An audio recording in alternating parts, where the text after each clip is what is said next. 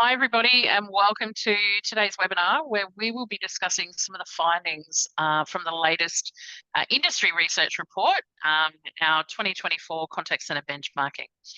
We're lucky enough today to be joined by the one and only Alex Boland. Alex is Director, ANZ Operations at COPC.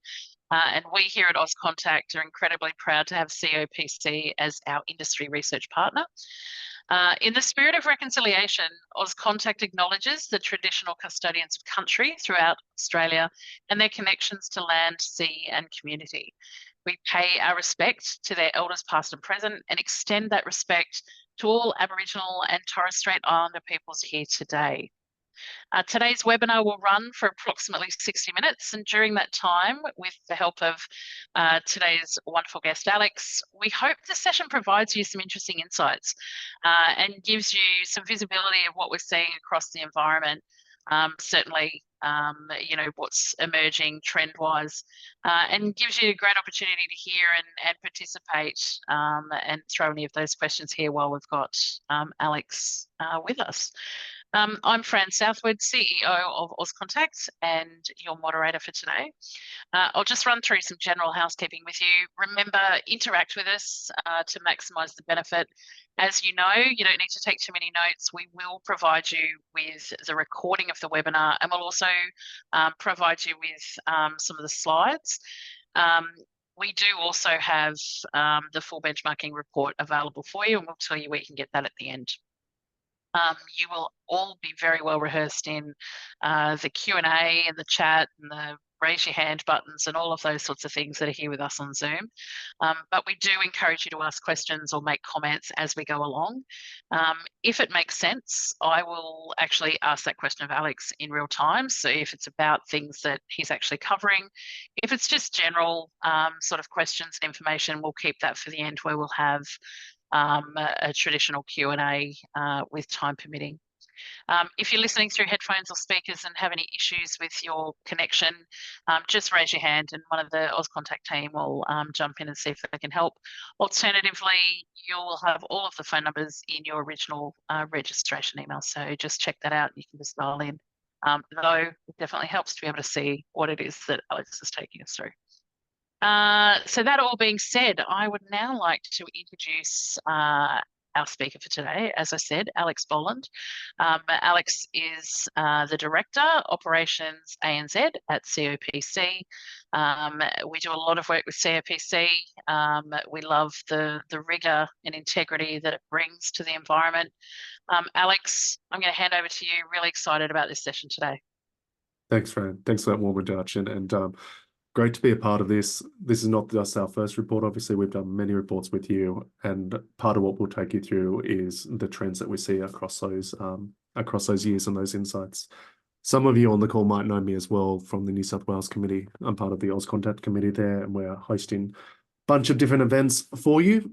But let me talk to you about this report. So research is something we're really passionate about because numbers matter. They give you the insights about what other people are doing, help you understand where you sit and how you compare, how you can take action to improve. And I'm particularly thankful to the organisations that participated in this report. So we had over 150 call centres participate. And 150 call centres, that means we had about 25,000 frontline staff represented in the report. The full report is massive. It's like 100 pages or so. Broadly, it's broken into topics around strategy, then customer experience and people. But there's a lot of data in that. I'm just going to take you through the high-level things, some of the things that stood out to me, some things that I think will be interesting to you. But the full report is there. If you haven't already, I would encourage you to go to the website at the end of this webinar and download that from Auscontact.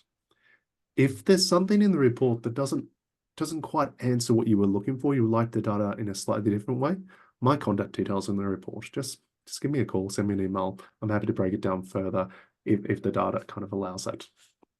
So 150 call centres, and it truly is an Australian report. We had predominantly Sydney, Melbourne and Brisbane represented, but all across Australia, all the states are in there, regional capital cities. On the right-hand side there, you see the breakdown by the number of locations. So 2/3 of contact centres had a single site in this report. but 20% had 2 sites, and then 13% had 3 or more sites. So that's about who responded and how the report comes together. And again, you have the full report on the website. But let's start by talking about the environment that we're operating in. What are we trying to achieve, and what are some of the challenges there? And if you look at these, they're very much related. On the left-hand side, we have the objectives, and the right-hand side, the challenges. Like improving CX every year, people say that's the most important challenge for them and most important objective as well. But there's been a little shift over the last 3 years since we did this report. And there's 2 aspects to that. One is that there's an increased focus on channels and introducing new channels. And secondly, and this is seen across a number of the data points here, organizations in 2024 are increasingly focused on cost, far more than they were in 2021 when we last conducted this report.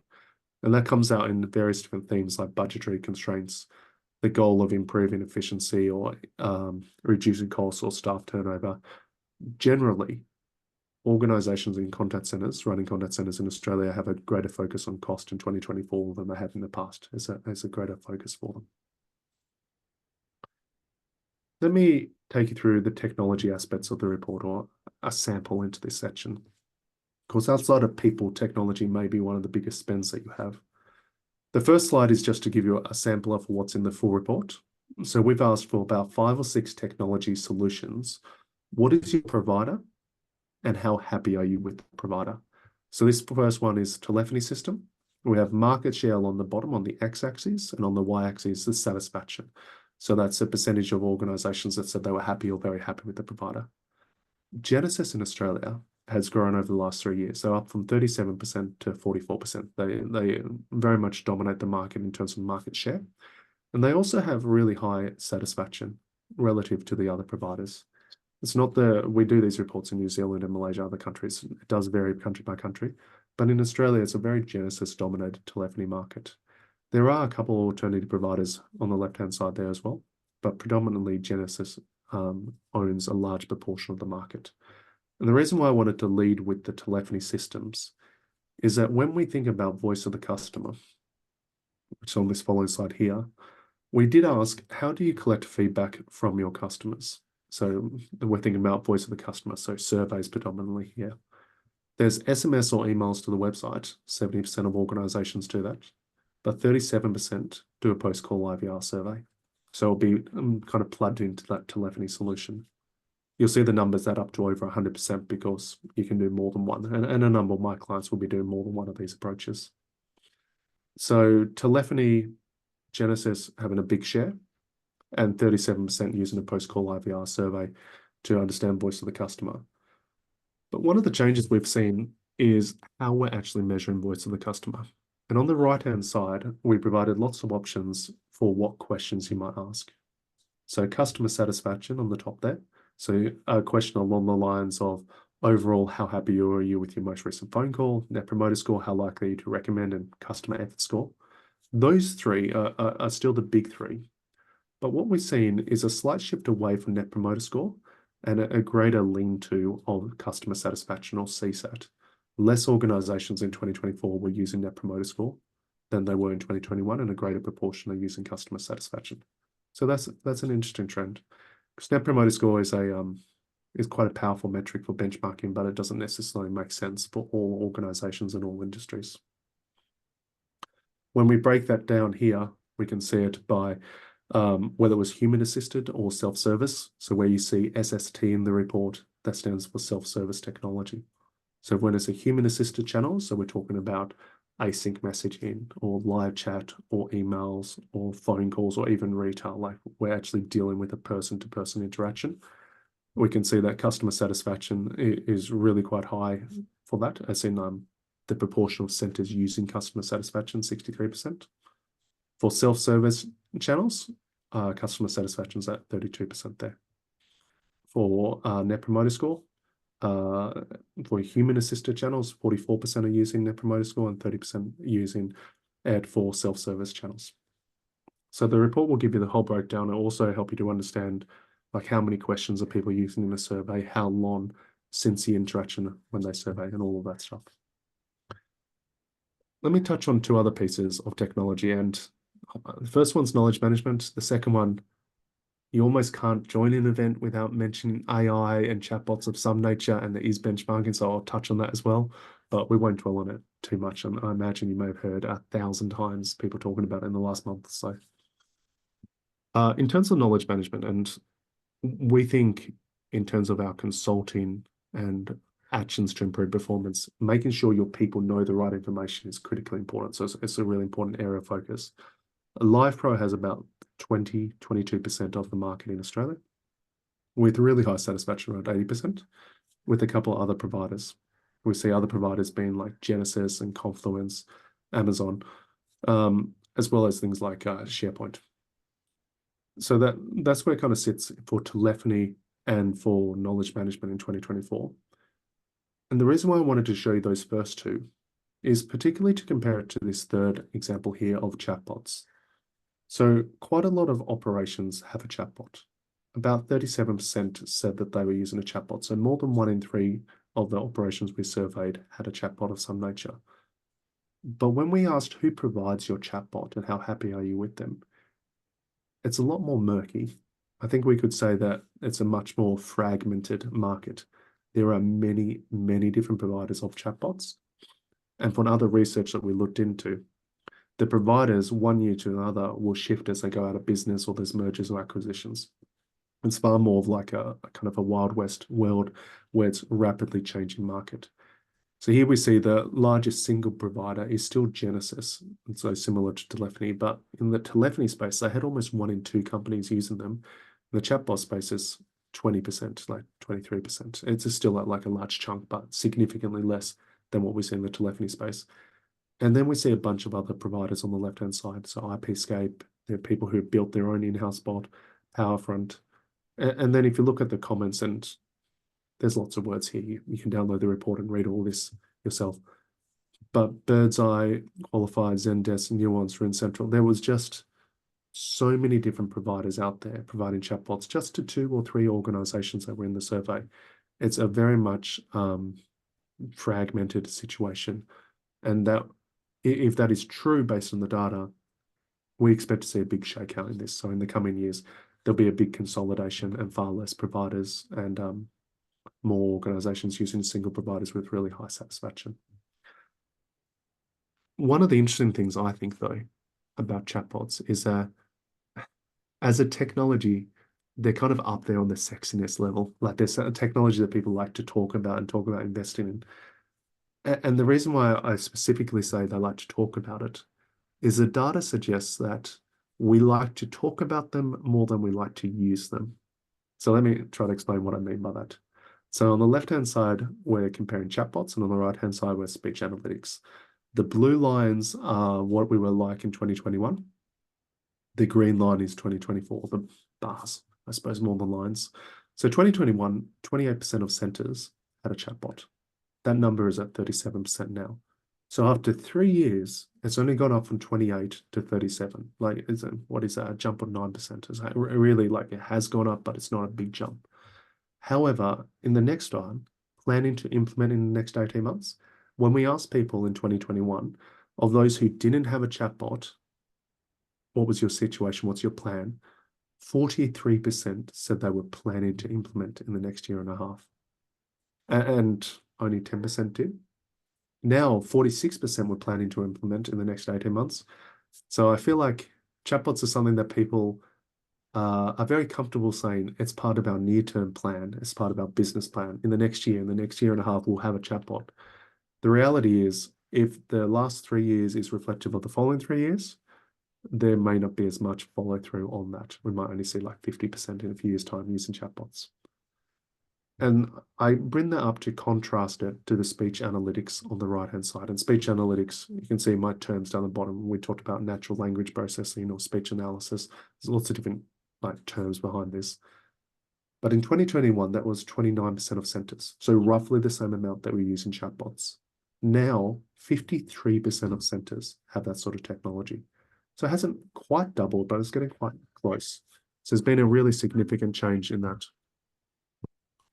For planning to implement in the next 18 months as well, we see that 26% were planning to implement in 2021. That's now jumped up to 53 have implemented, as in most people who said in 2021 they were planning to implement in the near term, about that same ratio actually implemented. Like people carry through on that, they follow through on that. Now 30% are planning to implement it in the next 18 months. So we might be seeing in the next few years, like this being like a default solution. Already 50% are using it. Maybe be 70% or 80% in the next coming months.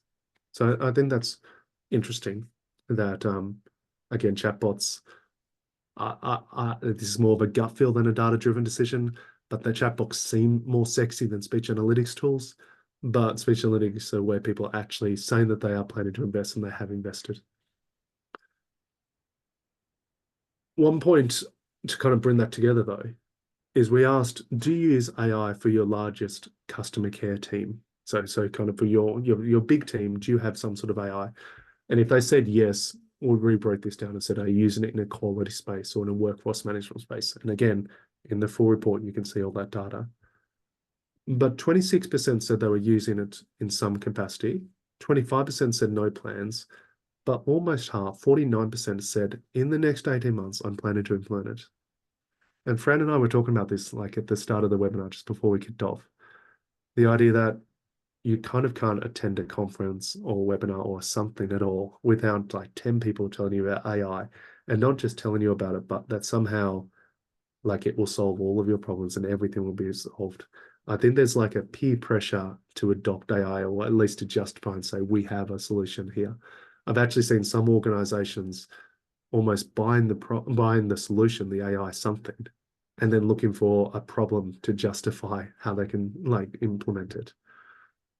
49% is really interesting because it's a huge chunk, but also organizations don't, like based on chatbots, don't always convert on what they plan on doing as well. So that's interesting. So There'll that's definitely be one to watch, Alex, as far as, you know, that earlier trend that you called out. It'd be interesting to see the growth and shift in those figures, particularly with that 49% change. Yeah, absolutely. It's very easy to say we will do it. It seems to be harder to actually implement it, and obviously it's a complicated situation, but it's interesting. Okay, so that was from the technology space. Now I can see a couple of comments have come up in terms of the Q&A or in the chats. Keep those coming through. If they're relevant as we're going through, Fran will call them out. If not, we'll cover them off the end, or we can just connect with you afterwards. From moving out of technology, though, and into the work at home piece, there has been a maturating, I'm not even sure that's a real word, but we are becoming more mature in how we think about work at home and do work at home. So let me kind of take you on the journey. The blue here, and as I click forward, more colors will load for you. The blue is what we were looking like pre-COVID. It was actually from a survey at the start of COVID, when people were already working home, and we said, prior to this whole lockdown and COVID situation, what was your situation? And it wasn't true that we didn't have work at home. Actually, the majority of centers, more than 50%, had some work at home, but almost everyone that did have work at home, it was like a day a week on average. It wasn't very much. It was like Friday, people can just take calls from home. There was very few centers that were doing 2 or 3 days. Then during COVID, and this is essentially a year in, 2 years in, 3 years into COVID, so 21, 22, 23, there was a big, like a wave of working at home, particularly when the lockdowns happened, and moving across to the right-hand side there. So if you look at 21 and 22 in particular, so the green and the yellow, there's quite a lot of centers at 4 or 5 days working at home. Now in March 24, there's been a pullback from 4 or 5 days, and we've kind of settled now at 2 to 3 days.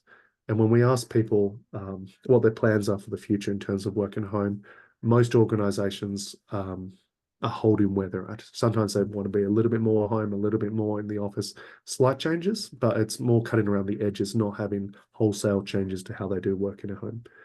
So this maroon here is where we're landed now in 2024. Again, a big wave across to the right-hand side, and then a pullback and landing something in the middle. Very few centers, 3% of centers in the sample. Like again, about 25,000 frontline staff, 150 centers here. Only 3% of centers say work at home is not for us. We're going to be in the office all the time. I know at least some of those were outsourcers that have a contract that say they must be in the office. So work at home is absolutely a component of basically every operation in Australia. But when we talk about it like this is just saying like on average per person. If you know your people, which like we're a people-driven industry, there are some people where work at home works really well for them and some people where it doesn't, and like a range of different combinations. So we're interested in kind of what that looks like. So for the people that have work at home, we said kind of where do your staff members actually sit? Where do they break down? So for those that have work at home, 73% said, or for those that have work at home rather, they said 73% of my staff members on average are working at home and in the office, like a combination. 4% actually are working full-time in the office. So even though I have work at home as an option, 4% of staff members, they come into the office full-time. And 23%, 4% are full-time at home, 23% are full-time in the office. So of the people that have chosen to not be hybrid, choose one location or another, there's actually a slightly stronger preference for full-time in the office at that 23%. But we've also become a little bit more structured in how we do work in our home. So firstly, we asked, do you have a clear policy for where people are, like how they spend their time?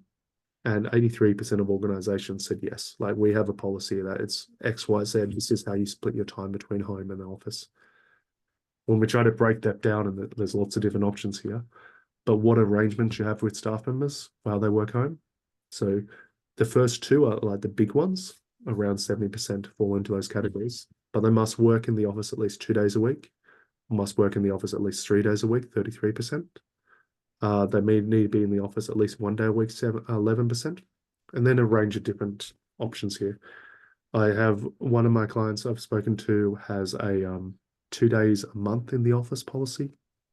Another organization has like a 5-4-3, where CEOs are 5 days a week in the office, direct reports 4 days, and then everybody else 3 days.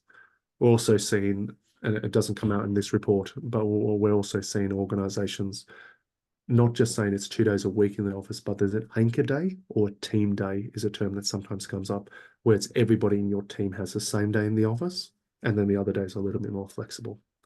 So even though there's a general consensus that 2 to 3 days at home or in the office is where most organizations are landed, the way that looks organization to organization does vary quite a lot. The amount of flexibility varies quite a lot as well. But when it comes to new staff members, where they spend their time for onboarding, like the training and onboarding period, the general consensus is that we don't want to do that completely remotely from home. So for new frontline staff who will work at home as part of their normal week, 74% of organizations say that at the onboarding stage, you're not at home. You are going to be in the office. 24% say it's a combination. 2% say it's just completely virtual. And it was interesting when we asked this question during COVID and during those peak times where you didn't have a choice, like when the lockdowns were happening, when it had to be completely at home. So we gave it a go, and we've held on to the work at home piece. We've said the work in a home as the way we work, we want to hold on to that as an industry. But when it comes to onboarding, when it comes to hiring, training, getting them up to speed, that works really well in the office as opposed to working at home. I think that's what the data is suggesting, with 74% of centers saying that's something we want to hold on to in the office. And even when they finish that, there's generally a threshold before they can work at home. So here in the blue, 72% of centers say that staff members need to reach a certain tenure or performance level, and sometimes it's tenure and performance level before they can start to work at home. So it's not, even though work at home for the vast majority of centers is part of BAU, it's part of how they do their work each week. The majority of centers have a structure that you onboard people in the office, and they need to reach a certain performance threshold before they work at home. And then we have a clear policy on how many days at home or in the office. Lots of different policies. There's not a uniformed approach for that, but at least there's structure around that. Most organizations have developed a bit of structure. The other one that's interesting, I think, for remote workers is this idea of hiring people who live near your office and can come in some of the time, as opposed to hiring people who live a long way from your office and just they could never come. Like you have a Sydney-based centre and the person lives in Alice Springs scenario. So we asked in 2021, which is the blue there, after COVID, after this was all finished off, which maybe we're naive to think that it would all finish. It seems to like impact us going forward. But after COVID, do you think you'll only hire people who live near the office? That's the 41% in blue on the right. Or will you hire people who live both near your office and live far from the office? And we added in commentary that said, i.e., cannot physically ever come to the office. 59% of centres said that they were planning to hire people who lived both near the office and far from the office. 2024, we asked, like, what is the reality now?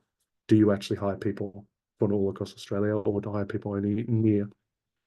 And actually, 45% of centres said that we do have staff members, like we hire staff members who live far from a corporate office. So we've leaned into that. I know from speaking to a number of clients, often this started when a staff member had to leave, like move city or move state, and then they could continue with their work. But a whole lot of centres we're working with, 45% in this report, are saying that they're hiring people not just near the office, but also people completely remotely. But there are challenges with working at home.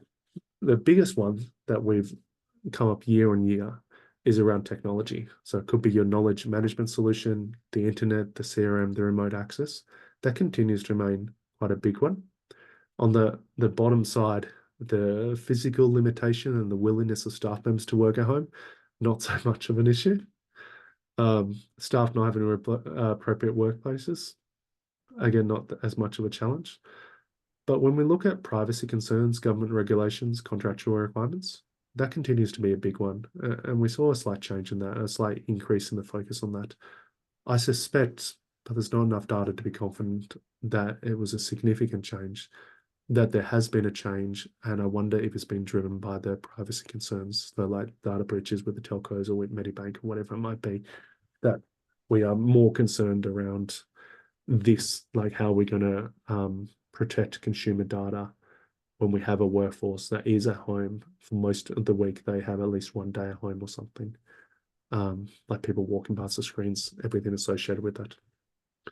So we had this second piece in the research that said, what policies do you have in place to protect customer privacy? And one thing that was interesting to me is that there hasn't really been a change here. So VPN connections, so having a virtual private network where you kind of have a tunnel that you go straight into the office via your internet. So everything's secure. You're not just on your potentially Wi-Fi at home hotspot in a cafe where it doesn't have a password on it and may not be a secure connection. Only 72%, and 72% is a big number, but in this context, I think it's a small number. 72% of centres say that we have that. So almost 1 out of 3 people working at home, or 1 out of 3 centres with staff members working at home, don't actually require staff members to have a secure connection. And I've been saying this, maybe I sound like an old man ranting, because I've been saying it for a number of years.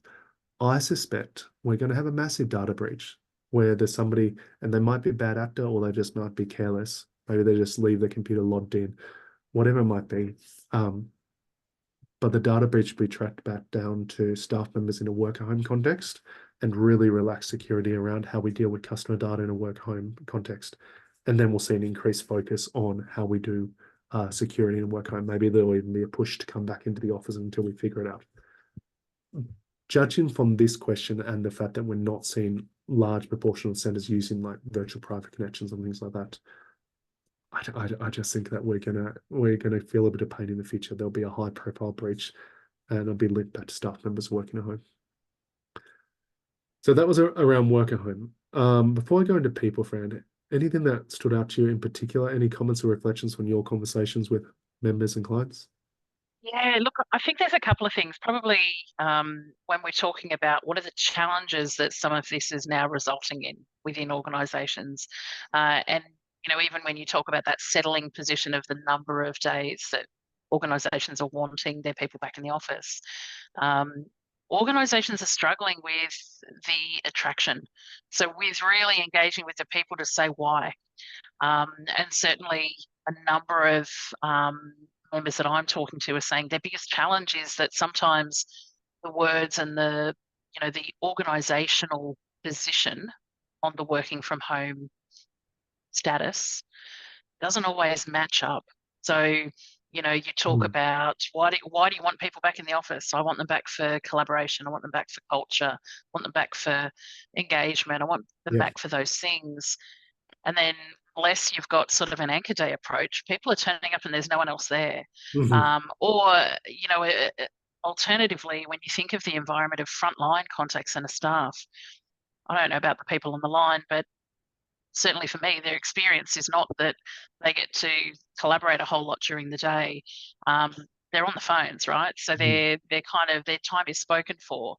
What does get missed are those accidental conversations, the Mm. osmosis that kind of enriches some of those experiences. But organisations are telling me that they're struggling to kind of get the message and the buy-in from people. So, what is that engagement piece that they can bring people back Yeah. in with or encourage it? We're still seeing some that love the staff that love being in the office. So it Mm. definitely is a person by person. But I think organisations are struggling with creating the impetus for people to actually buy into the messaging. So there's a real Mm. cultural challenge with some of that too, right? Yeah. Yeah, absolutely. So I was just taking kind of notes on a couple of points that came up as you were talking through that, Fran. I think that's why we're seeing, like I referred to it as team days before, but it's not just 2 or 3 days in the office a week. It's 2 or 3 days in office, but at least one of those days is with your team leader in person with the rest of your team. Um, like I have a client who has a really well-established work in a home policy, and kind of lots of people work home lots of the time. And I've been in the office and been as the external consultant. I'm almost the only person in there on a Friday. It's just wild to me. Um, so I think that's interesting. The point around like culture and not just culture, but promotion. One of the case studies that we looked into at the start of the pandemic was that one of the findings rather of it, people who work at home are less likely to be promoted than those that work in the office, which I think is really interesting. Like it practically makes sense, but I didn't consider it until I'd looked through that. That if you don't actually have face-to-face time with your managers or other people in the organization, if you're just a number that kind of logs in and does 7.5 hours of calls each day, you're less likely to be promoted than people who come into the office. So there's like it's almost career limiting to have no time with other people, as well as I think to your point, like the social Yeah. knowledge and the Oh, culture. it's such an interesting area, right? And the data and what it tells you and some of that anecdotal stuff. For me, probably what it calls for is a total rethink of leadership, right? If you've got, the numbers tell us actually it's a critical time for leadership to change. And Yeah. what I probably haven't seen as much of is, a real investment in actually what does leadership now need to look Mm. like? Because it's different, right? Yeah. You actually shouldn't need to be in front of somebody to actually have the same access to Yeah. promotion opportunity. But actually, it's a reality. So, Yeah. what clever and innovative approaches are organisations taking to successfully navigate some of those Mm. limitations? And equally, how are they investing in their leadership cohort to Yeah. really support them to think differently about what it is that I need to do as a leader? Because I'm telling you, a lot are still doing it the same way they were doing it 20 years ago, and it just is not effective. Yeah. So I think for me, that stuff calls for leadership innovation. Yeah. Yeah. I resonate so much with what you're saying. I have a controversial opinion, and maybe it won't be controversial. Feel I free to love a bit think of controversy. You know that. Let's go there. I reckon on average, team leaders today are probably worse than they were 10 years ago. And the Yeah, reason why I I think would agree there. Yeah. is that we have, as an industry, never really invested in frontline leaders. We have required people just to learn on the job and learn by buddying and watching and social exchange of Yeah. knowledge. And now we've gone to so much work at home, people being promoted to team leaders, they haven't got the opportunity to see how it's done well. So they're not like they're worse people. It's just like we were No. never good at developing them. They just had to learn on the job. But now they're learning on the job at home in their bedroom by themselves. And you can't really learn on the job by watching people in that regard. So I What think they've also painful. taken on board what they've learned from their leaders, right? So, the challenge is that we would all know that actually, unless you are doing something, you know half of it. maybe less, right? It's the underwater stuff that you actually don't even know that your leader is doing. So if all you know, this, I say COVID created an environment where we had extreme, and the term I use is accidental leadership. Mm. And it's then been left there. I don't know about you guys, but I used to hear people say, oh, you know, whatever happened to such and such, they had such potential. And we put them in that Yeah. role and they never reached it. And it's like, yeah, because it doesn't just happen by magic. So, you know, again, I could do a whole session on this with you around the importance of that investment and rethinking what it does. Because I'm with you. I think before working from home was such a prominent operating model component, it was easy to actually hide being, you know, whether it was a team leader or whatever level of leader, it was actually easy to hide that you weren't quite up to it. Yeah. You could, it was acceptable because it was kind of not as visible. Now, some of this, there's no hiding. And I think sometimes it's really easy to blame it on the setup Mm. or the individual, you know, they're not working as hard or they're off doing other things because we can't see them. But actually, yeah, I think that there's such an opportunity for us to rethink how we train and invest in leaders. Yeah, and like the I'll get off whole my topic, soapbox, sorry. like engagement, just Yeah. communication, making people feel like they're a part of a team and they're connected, as opposed to just somebody who logs into the system. Like it's so easy for people to feel isolated if they're not coming into the office regularly. Or to your point, they do come into the office and then nobody that they know and all of that mess associated with it. Um, I'll give a plug because in 1 week's time, we're going to close this. So this is essentially your last opportunity. We have a salary survey right now. You would have got an email about it. And we're asking, I think it's the most comprehensive survey available in the Australian market. What are we paying frontline staff and team leaders, operation managers? I've been really shocked at some of the numbers and how rapidly some of the salaries are changing. If you can find the email, we can probably send out afterwards. Complete the survey Yeah, in the we'll next we'll week. send a link in Yeah, the in the out chat. out. Really? We'll get it to you. But complete that. There's already over 150 centres that provided the data. You'll get a full copy of the report to see what operation managers are earning and workforce managers. And you can see how your salaries compare. Because if you're not even attracting the right people, like you're going to be on the back foot regardless. Let me talk about people. I think that's a kind of a nice segue into people. So what does the average contact center look like in Australia? So we asked how many frontline staff do you have, how many team leaders and QAs and whatnot. And the left-hand side is trying to show it. It's the same data in two different ways, but the left-hand side is saying how many frontline staff do you have to each of these roles? So on average, frontline staff to team leaders was 10 frontline staff to one team leader. For QAs and for the next level up for managers, it was around 30. People in workforce management, and that's a little bit, I think, misleading perhaps because a scheduler is quite different from a forecaster and from a real-time manager. They were around 36, trainers, knowledge managers, 40, etc. So you can see the breakdown of frontline staff to supporting roles. On the right-hand side, you see what a 100-seat centre looks like. Like there's many centres bigger than 100, many smaller, but 100 seemed like a good number to work more towards to kind of think this through. And basically it meant that for 100-seat centre, you would have 28 support staff or enablement staff, though those trainers and QAs and knowledge managers and team leaders and whatnot. So about 20, about 1 in 3 is the ratio. For every 3 frontline staff, you have about 1 person in a supporting role. And there wasn't enough data to be confident of this, but we saw the ratio on average at least drop. I think 3 years ago when we were looking at it, there was 1 to 12 for team leaders. Now it's 1 to 10. I do wonder if that's a sampling thing, or if maybe we're seeing that challenge in a work-home environment and hybrid, that where they're reducing the ratio on average to provide more time. But behind this, there was lots of variation.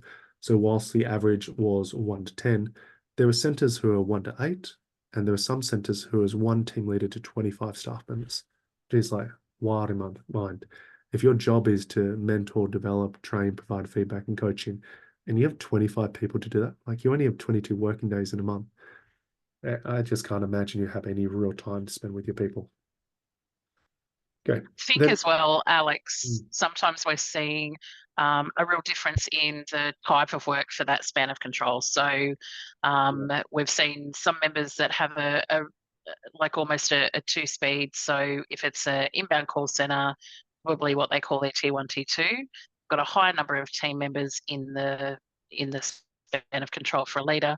Whereas if they're doing debt collection and Yeah. hardship, some of the sales, some of the complaints work, they've generally got a smaller number of Yeah. ratio within there. But we're definitely seeing a reduction. We're definitely seeing team leaders' span of control shift. Um, Probably, some of the things you touched on.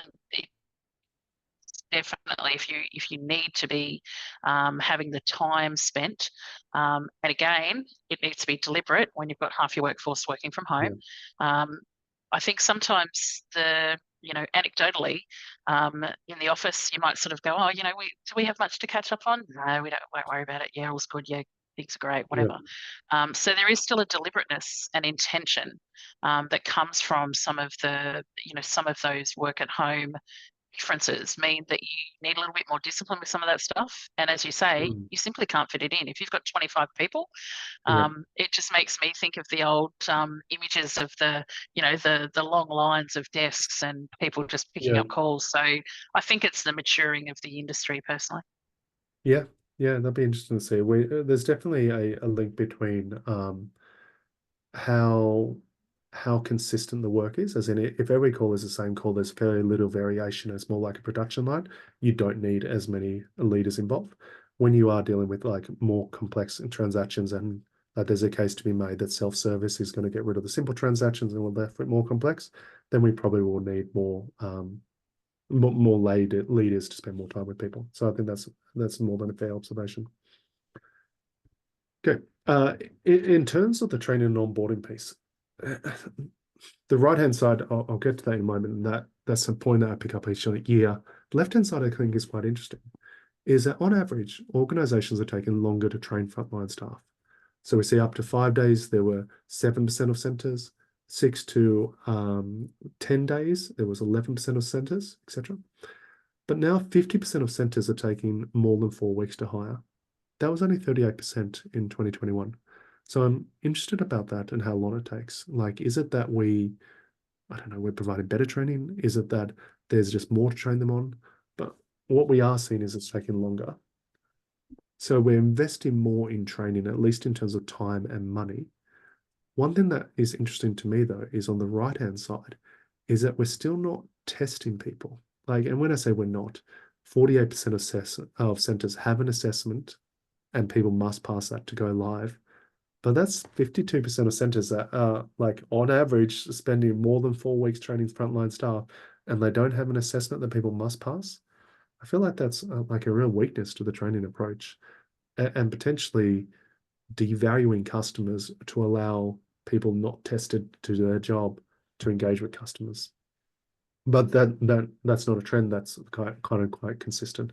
About half of centres have a formal assessment and half don't have an assessment for frontline staff prior to going live, like a firm assessment, the must pass. The other piece It's that an interesting one, isn't it? Alex, I must just apologise to Nick, who had put a couple of questions in the Q&A specifically about the spans. So if it's okay with you, we'll pull them in at the end of the session. So we'll ask a couple then. So I haven't ignored you. We'll come back to them. Oh, yeah. Good call out. Thanks, Art. And keep the question coming by all means. But Fran and I could talk for days on this stuff. The other one that is a consistent theme, but perhaps a disheartening theme, is we asked on the left-hand side, organizations, how often do you provide feedback and coaching to frontline staff? So the actual wording is, how often do they receive a structured review of their performance relative to targets? So not just like checking in and saying, are you okay? The left-hand side is the organization bit. The right-hand side is on some of our employee satisfaction data. So we survey around the world about 12,000 people each year and ask them about their engagement in contact center work. In Australia, that's a couple of thousand. But when we asked organizations, 81% say that they provide feedback every month, like one-on-ones every month.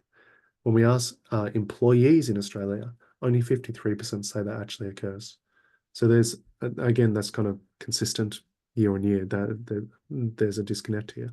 But what we think we do, or what we plan to do, and what staff members say they get, there's a disconnect there. And that matters like on many different levels. But one reason why that matters is the staff members that get the feedback, the people who say I get feedback at least once a week, or at least once a fortnight, at least once a month, the people who get feedback more often are more engaged. There's a real link between providing feedback and coaching and having people who are more engaged and people who say that I plan to stay with this organization.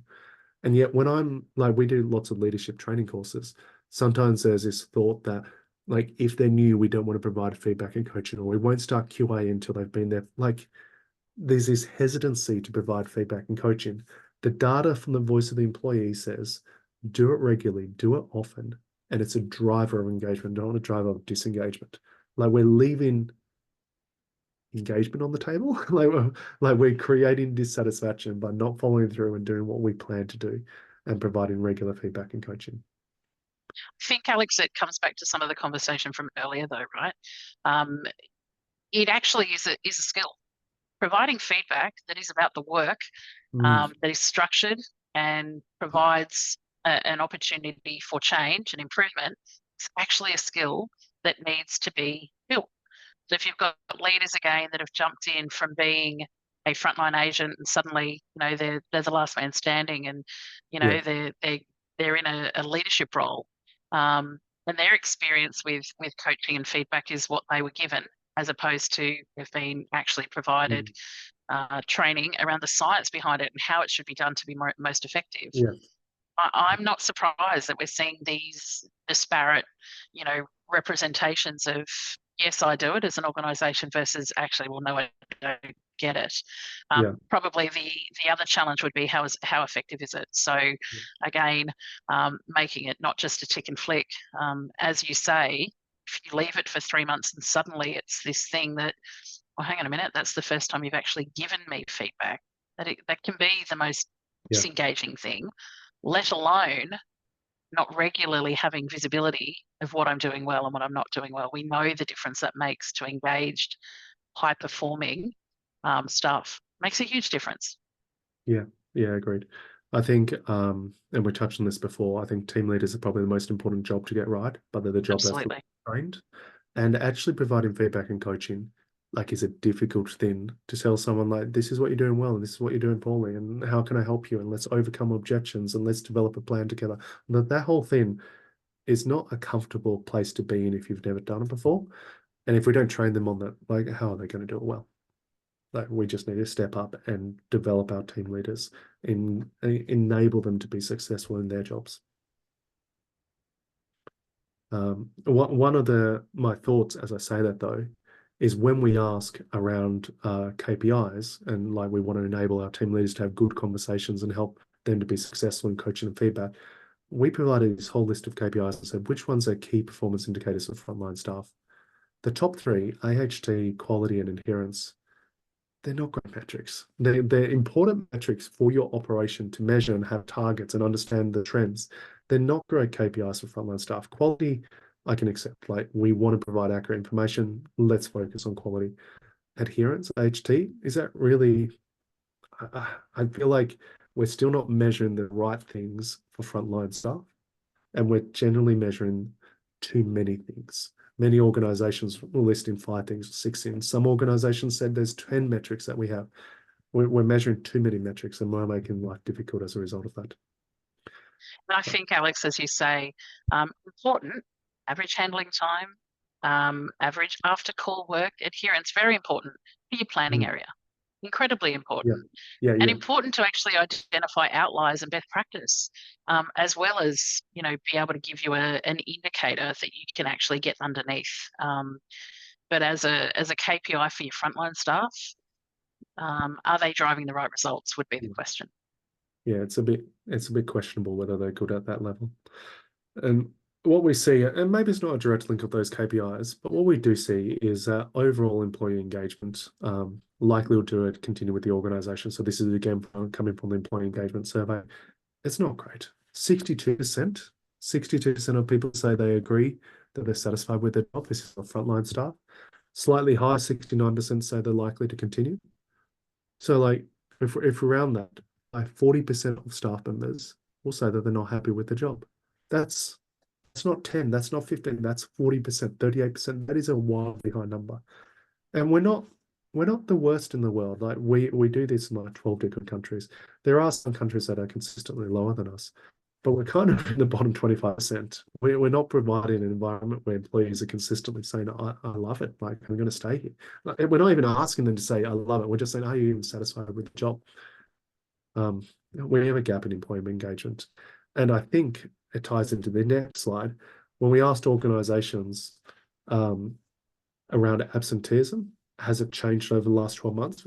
And we had to ask, does it change? Because everyone seems to measure it slightly differently. So we're really saying, has it gotten worse over the last 12 months?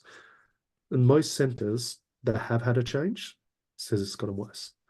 So 35% says it's slightly gotten worse, it's slightly increased. 9% says it's significantly increased, as opposed to 18 and 4%. So 44% of centres are saying absenteeism is worse over the last 12 months. And when we looked at it a year ago, they were also saying it's worse over the last 12 months. Like it's worse on top of worse.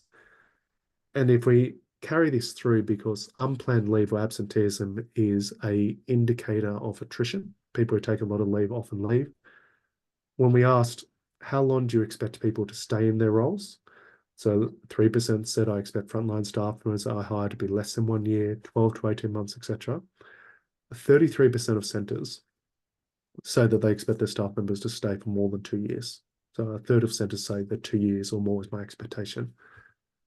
But 3 years ago, this was 61%. 3 years ago, 61% of centres expected their staff members to stay for at least 2 years. That's halved. We're now at 33%. So we have people who are not engaged. We're not really doing one-on-ones. Well, not at the same rate. We're not necessarily measuring the right KPIs. And in terms of people staying with the job, our expectations are that people will just leave. Like only a third of our centres say we would expect someone to actually stay for 2 years in the job.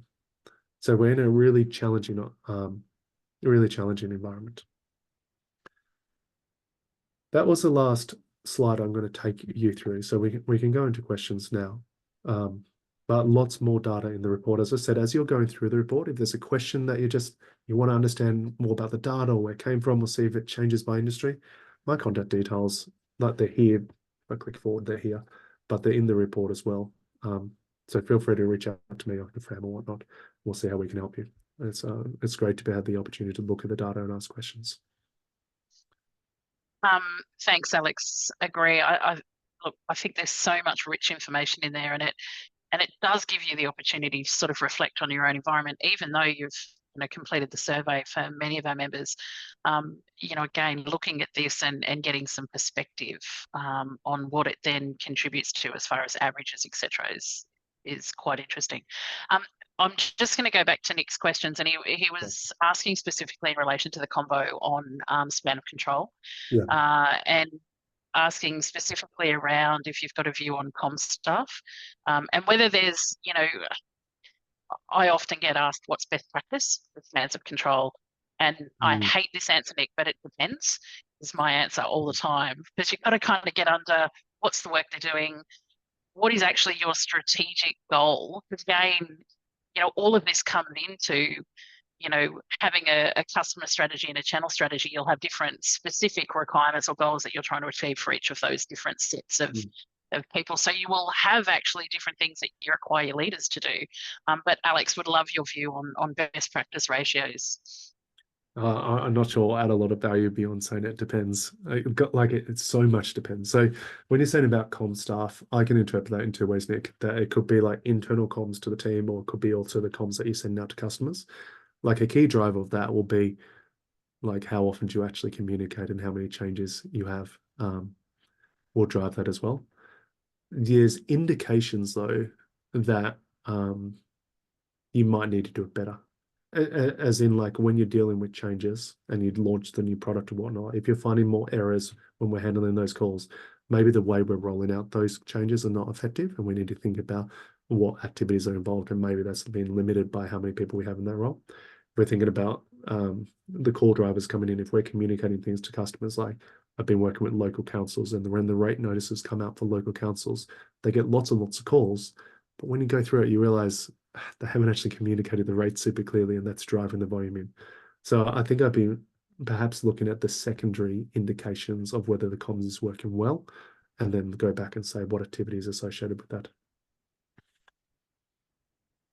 Thanks, Alex. Any other questions, throw them up there while we've got Alex. But I think the important thing is, as you go through that report, if you identify things that you go, actually, I don't quite understand it, I don't quite get it, actually, I've got more questions, reach out. Alex doesn't say that lightly. And yeah, I think it's a great opportunity. Probably the other thing I will call out, we have put the salary survey link in the chat. So if everybody can click on that before we close off the call, if you haven't yet completed that for your organisation. Some really interesting kind of talk, early indicators coming out in the data that we're seeing. And again, when you reflect on the cost pressures, etc., Alex, that you brought up earlier, it's an interesting environment when we need those dollars to stretch further, and there's already such additional pressure on budgets. Yeah, and we know, like from our research, we know that paying more money doesn't make people engaged. Like if they're disengaged, they'll be disengaged almost regardless of what you pay. But not paying enough is a really big driver of disengagement. And with the cost of living pressures, it's a more central thing. So I think it's really critical that you understand where your situation is. Like, are we in the top 25%? Are we in the bottom 50th percentile? And I've just logged into the site. I get live feed. I love the data. About 164 centres have now completed the survey. So it's a massive sample already. Put your numbers in there. We'll see whether you compare once that report's released. And it's just so important to get on top of all this data. Well, the correlation to the tenure as well. Again, there's a whole lot of things that contribute to that as an outcome. But you need to actually have the data to support understanding where in any of that continuum you actually fit, and what you can do to, kind of drive different results. Yeah, absolutely. Alex, I'm mindful of time. As always, thank you. We love the opportunity to talk about the data and, dare I say, nerd out on some of that stuff that is incredibly interesting. But again, the volume and I know with the way you do research, one organisation, one response. We haven't got 20 from one organisation contributing to that. The way you do it is about keeping it, that it's, reflective of one for each of those responses. So I think that's really important. And it doesn't skew then when you've got some of those really big organisations putting in, sort of 50 responses. We could talk about this all day. I know we're going to have a webinar and I think a face-to-face session in Sydney, actually, on the salary survey results. So keep an eye out, guys, if you want to come along to that. But as we said, there is still time. I think there's another week that you can complete the survey on salary. Which helps us make the information far more reflective of the broader environment, what's actually happening across the country. Thanks everybody for joining us. Have a fab rest of the day. Great thing is it's Friday, nearly weekend, and we look forward to talking to you all again soon. Thanks everybody. Thanks, Ben. Cheers. Bye.